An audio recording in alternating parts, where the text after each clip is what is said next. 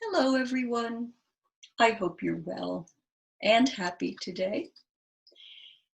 You know, I have noticed that many people who do these video things use music in the beginning or the end or whenever. And I thought I would try that. So I asked that girl in the smart speaker thing to play some music. But she asked a bunch of questions like what account and what channel. So I gave up. But I don't know why she didn't know, because she seems to know an awful lot about me already. It's rather disconcerting to ask her for the time or the weather and have her tell me, but then say, "Have a good afternoon, Serena." Well, not Serena, because that's not my real name. But, and then she'll say, "I got a package," and then she'll tell me what's in it. Well, we used to call people like that a nosy Parker. And I'll tell you, there were plenty of them. Well, my speaker was a gift, so I feel I must use it, but it's a little like having a spy in the house. It makes me anxious. Sometimes I just unplug it. But my young production assistant tells me that's not how people put music on their videos anyway.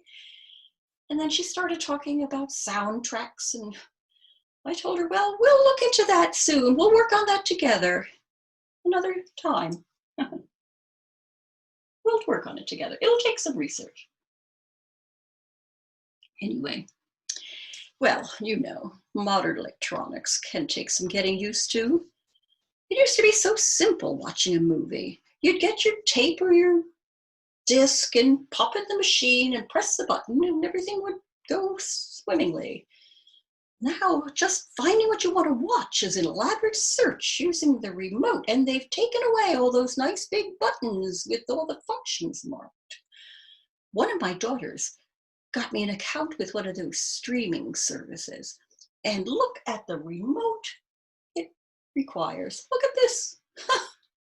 What is this? It looks like a piece of chewing gum. And this gets lost in the cushions a lot easier than those old remotes used to, the nice big fat ones with the big buttons. They were very handy. But they got lost in the cushions too. Oh well. All of this makes me think fondly of when I was a girl and the family would sit in front of the TV watching shows like The Honeymooners and Sing Along with Mitch. And that television was like a piece of furniture. It was a box with a little screen, black and white. Oh, but it was so fun. On Sunday evenings, we kids used to sit right in front of the television to watch The Wonderful World of Disney.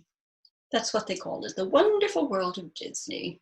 With, I loved seeing Tinkerbell flying across the screen. But of course, that was only when the television was working. Those sets were rather temperamental.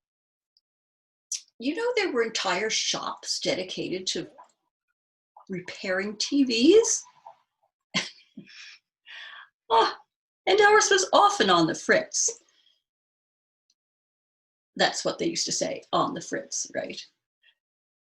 Well, even when it was working, we weren't always able to watch, because sometimes we had to wait for Mother to go down to the utilities office to pay the bill, so they'd turn the service on again.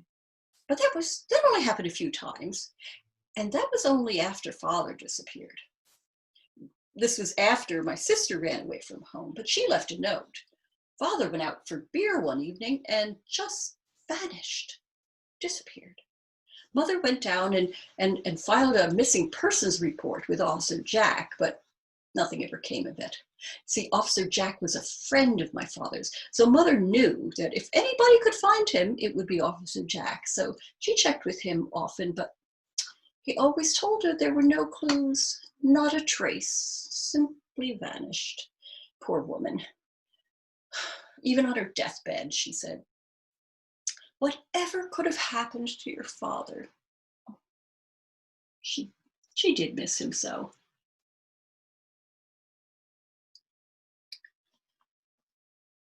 Well, now I've wasted all our time together, whining about electronics and reminiscing. Why don't we see what comments we have to reply to? What have we got here, dear?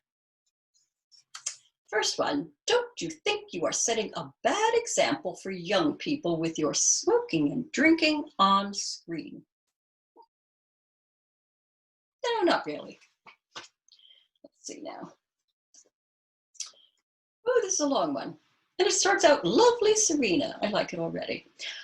I have watched your videos and sense that you and I are truly simpatico. Oh, must be a foreigner. And together would move as one in synchrony and harmony. Let me show you how caring and affectionate I can be. Below is my FB link. Send me a PM and let's explore the possibilities. Signed, Bubbles in Boston. That sounds like bath salts. What a cryptic message. FB, football and post-mortem? No, that wouldn't make any sense. Well, you know, caring and affectionate friends are always welcome. I can always use another lady friend, don't you think? No? No, dear? Why not? What's wrong?